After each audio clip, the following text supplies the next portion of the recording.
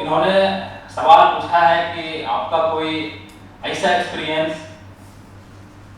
दरअसल जेल अनुभवों का खजाना होता है, वहां पे बहुत सारे अनुभव, ह्यूज एक्सपीरियंस मुझे मिला। मैं खास करके झारखंड के अंदर 2014 के अंतिम से पत्रकारिता कर रहा था।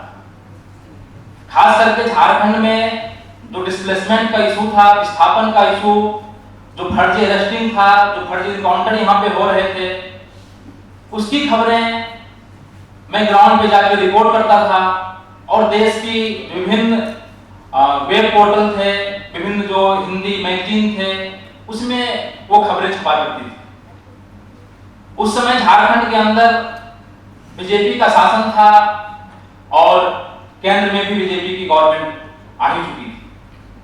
स्वाभाविक सी बात थी, जो पत्रकारिता का एक सो कॉल्ड मेन स्ट्रीम है, जो कि ऑफिस में बैठे बैठे प्रेस रिलीज के बेस पे न्यूज बनाते हैं, और एक जर्नलिज्म वो है जो ग्राउंड पे जाते हैं और वहां से रिपोर्टिंग करते हैं, और उसकी तादाद जो साथी ने बताया कि बहुत ही कम है, हकीकत में कम है।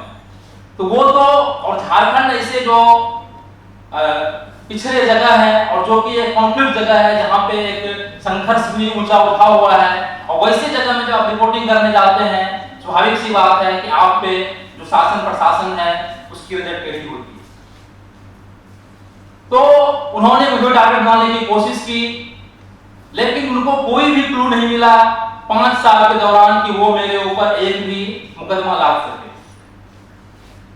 जब वो मेरे ऊपर कोई मुकदमा नहीं कर सका, तो उन्होंने एक, क्योंकि केंद्र में भी उनकी सरकार, राज्य में भी उनकी सरकार, उन्होंने एक साजिश रची और सेंट्रल आईबी और एपीएसआईबी दोनों को टास्क सौंपा गया कि इनको डिटेन करना है, इनको उठाना है। और फिर जब मैं एक जगह जा रहा था अपने रिश्तेदारी में, हमारे साथ एक एडवोकेट भी थे रामगढ़ डिस्ट्रिक्ट कोर्ट के, तो हम लोगों को रास्ते से उन्होंने किडनैप किया, झारखंड से किडनैप किया, और फिर बिहार के जो कोबरा बटालियन का कैंप है वहां ले जाकर उन्होंने 2 दिन तक इलीगल कस्टडी में रखा। उनका लगातार सवाल यही था कि जो ये मेन स्ट्रीम की मीडिया है, आप इससे अलग क्यों लिखते हैं? आपके हर एक लेख में आदिवासी, मूलवासी, विस्थापन, फर्जी अरेस्टिंग, फर्जी इनकाउंटर के सवाल क्यों होते हैं?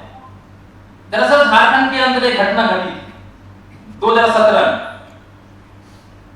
झारखंड के गिरिडीह जिला में एक पारसनाथ पहाड़ है, और वहां पे जैन धर्म का विश्व प्रसिद्ध तीर्थ स्थल है, जिसको सम्मेद शिखर के नाम से जाना जाता है।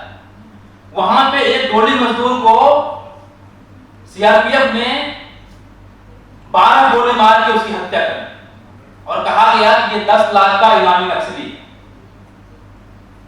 और वो एक लुंगी पहना हुआ था, बनियान पहना हुआ था, और उसके बगल में हथियार दिखा दिया गया। स्वाभाविक सी बात है, कोई भी पत्रकार कहेगा कि ये फर्जी न्यूज है, ये फर्जी इनकाउंटर है।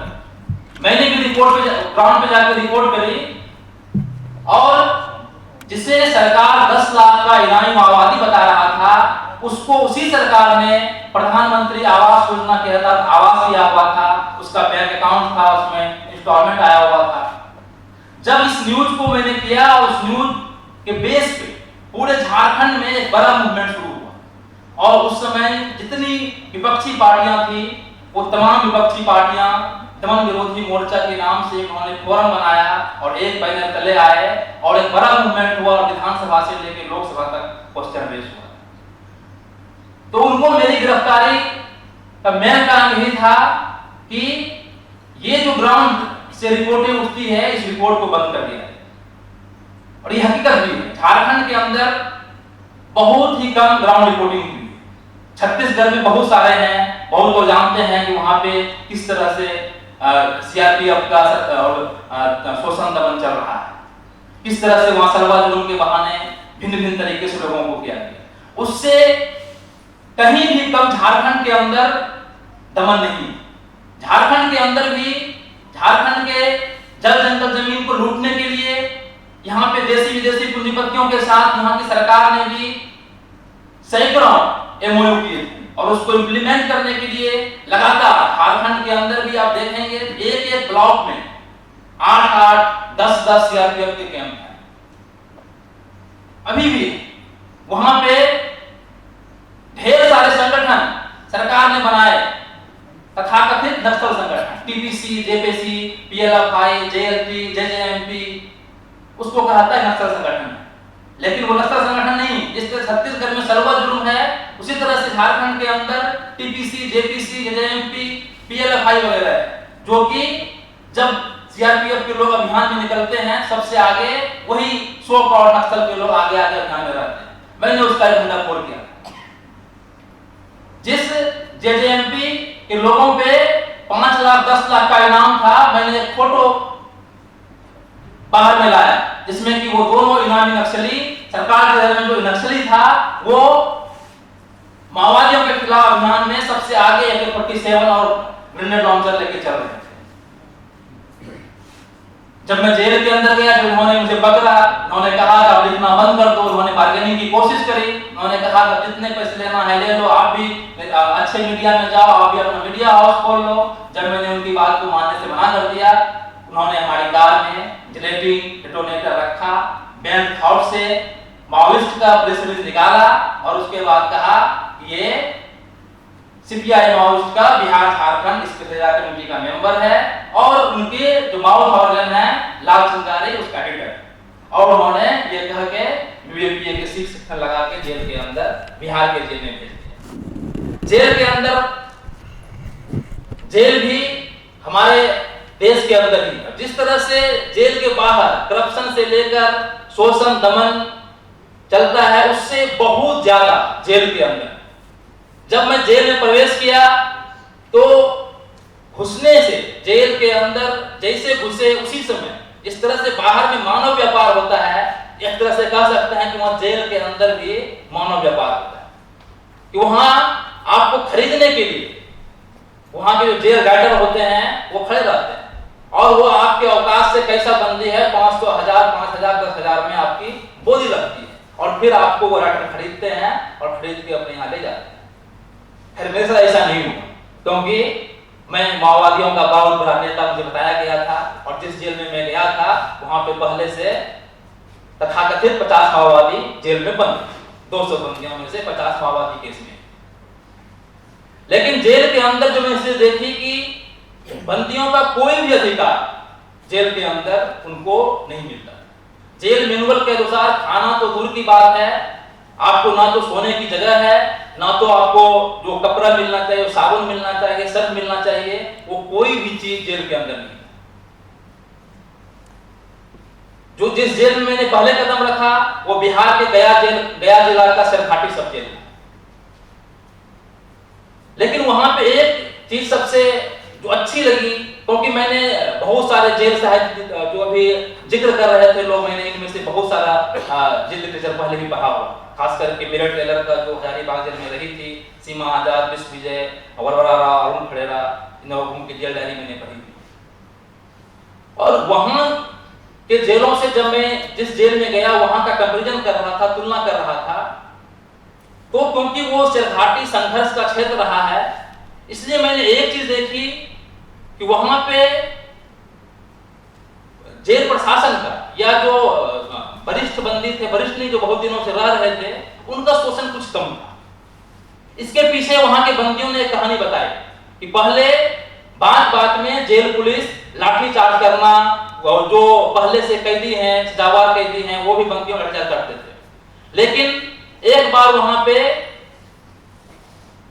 नक्सलवादियों ने, यानी उस समय वहां पे एमसीसी पार्टी हुआ करती थी, एमसीसी ने 90 के दशक में गांव-गांव में एक अभियान चलाया और वहां पे गांवों में जो जेल पुलिस जिस गांव के थे उस गांव में लोगों को बैठाया और उनसे बात करी कि जो आपका बेटा जेल के अंदर में है और वो वहां पे अपने ही भाइयों पे लाठी चलाता है, ऐसा क्यों? आप उनको समझाइए। अगर आप हमको नहीं समझाइएगा तो हम लोग समाज के अंदर आपको सामाजिक बहिष्कार करेंगे। तो इस जो मूवमेंट था, एक अभियान चलाया गया, इसका असर सरघाटी जेल के अंदर में था। इसलिए जब वहां पे हम लोगों ने कोशिश करी तो कुछ दिनों के अंदर ही जेल के अंदर एक अच्छा माहौल बनना शुरू हुआ और 200 बंदियों में से 200 बंदी उसमें जेल के अंदर थे। हम लोगों ने 2 महीना के बाद ही उस 200 में से 180 बंदियों को हम लोगों ने गोलबंद किया और जेल प्रशासन के खिलाफ, वहां के तमाम भ्रष्टाचार के खिलाफ और हम लोगों ने भूख हड़ताल शुरू किया। और 24 घंटे के भूख हड़ताल के बाद हमारी सारी बातें मान ली गई, क्योंकि वो मीडिया में और जगह जगह पे उसका प्रचार हुआ। लेकिन जेल में सुधार तो हो गया, लेकिन उसका पनिशमेंट क्या मिला कि जो उस आंदोलन में सबसे आगे बढ़े हुए थे उन लोगों का जेल ट्रांसफर हो गया और उसके साथ मेरा भी हुआ और हम लोगों को गया सेंट्रल जेल में ले जाके अंडा सेल में बंद कर दिया गया। तो गया सेंट्रल जेल में जाने के बाद खास करके वहां पे मुझे ऐसे ऐसे बंदियों से मिलने का मौका मिला जो 27 साल से 28 साल से जेल में बंद थे। मुझे वहां पे 10 फांसी के बंदियों, फांसी सजा प्राप्त बंदियों से भी मिलने का मौका मिला। वहां पे 4 ऐसे बंदियों से मिलने का मौका मिला जिसको कि फांसी सजा हो गई थी, लेकिन राष्ट्रपति ने उन्हें फांसी से तो मुक्त कर दिया था, लेकिन कहा कि आप ताउम्र यानी कि आपकी अंतिम सांस जेल में ही निकलेगी, आपको ताउम्र जेल में ही रहना। उन लोगों ने जब अपनी कहानी बताई, क्योंकि मुझे अंडा सेल में बंद किया गया था, तो वो जो 27 साल से जो जेल में बंद थे वो भी वहां पे पहरा की ड्यूटी कर रहे थे। वो बिहार में 1992 में 1992 में एक 12 में एक हत्याकांड हुआ जिसमें उनको दोषी करार दिया गया। दरअसल बिहार के अंदर नक्सलवादी मूवमेंट के बाद 1967 के बाद आप देखेंगे कि पूरे बिहार के अंदर खास करके दलितों, पिछड़ों में एक राजनीतिक चेतना का विकास हुआ, जिस कारण जो बिहार के अंदर जातिवाद का सबसे मजबूत गढ़ हुआ करता था, वहां पे दलित पिछड़े लोग एकजुट हुए थे और वो लोग न्यूनतम मजदूरी की मांग से लेकर छुआछूत के खिलाफ अपने हक अधिकार के लिए एक लाइन में कहें तो उठ खड़े हुए थे, जिसके परिणाम स्वरूप बिहार के अंदर उच्च जातियों की सेना रणवीर सिंह का गठन हुआ था और उन्होंने बिहार में ढेर सारे दलितों के हत्याकांड रचाए थे। और इसी के प्रतिक्रिया स्वरूप वहां के दलितों पिछड़ों ने भी उस समय की वहां के जो तत्कालीन पार्टी थी एमसीसी, उसके नेतृत्व में गोलबंद होके 12 में उन्होंने जो एक गांव में 36 जो सवर्ण गुंडे थे उनकी हत्या की गई। लेकिन बिहार के अंदर उन बंदियों ने ही बताया, बाद में मैंने भी आकर सर्च किया तो दलितों के हत्याकांड में जो सैकड़ों दलितों का हत्याकांड, जैसे महिला, बच्चे, यहां तक कि गर्भवती महिलाओं के पेट को चीर के उनके बच्चे को मारा गया था, उन तमाम लोगों को बिहार की हाईकोर्ट ने बाइज्जत बरी कर दिया। लेकिन दलित पिछड़े लोग थे जो उस हत्याकांड में शामिल भी नहीं थे, जो गाय चला रहे थे, बकरी चला रहे थे, उन लोगों को पकड़ के जेल के अंदर ठूंस दिया गया और 27 साल से वो जेल में बंद हैं। उनका एक बात मुझे अभी भी याद आता है, उन्होंने कहा कि अगर रुपेश जी, अगर मैं भी अगर भूमिहार होता, अगर मैं हरिजन ना होके मैं भी भूमिहार होता तो क्या मैं जेल में बंद रहता। भूमिहार बिहार के अंदर एक अपर कास्ट है। तो जेल के अंदर अभी जो बात हो रही थी, बहुत सारे जेल साहित्य रचे गए हैं, लेकिन आज के डेट में जेल के अंदर, बिहार के जेल में जो मैंने देखा कि लिखना पढ़ना मना है। आप अगर लिखेंगे तो कहेगा कि ये जेल ब्रेक की योजना बना रहा है और आप पे और 2-4 केस लाद दिया जाएगा। बिहार के अंदर मैं खुद जर्नलिस्ट था, मैंने बहुत सारी कोशिशें करी कि परमिशन लेके मैं लिखूं, लेकिन वहां कागज कलम आपको नहीं मिल सकता है। हाँ, लेकिन जब स्वाभाविक सी बात है कि जहां पे जो चीज नहीं मिल सकता है और अगर वहां पे लोग चाह लें उसका जुगाड़ भी लग सकता है, और हम लोगों ने भी चोरी छिपे उसका जुगाड़ लगाया और लिखना शुरू किया।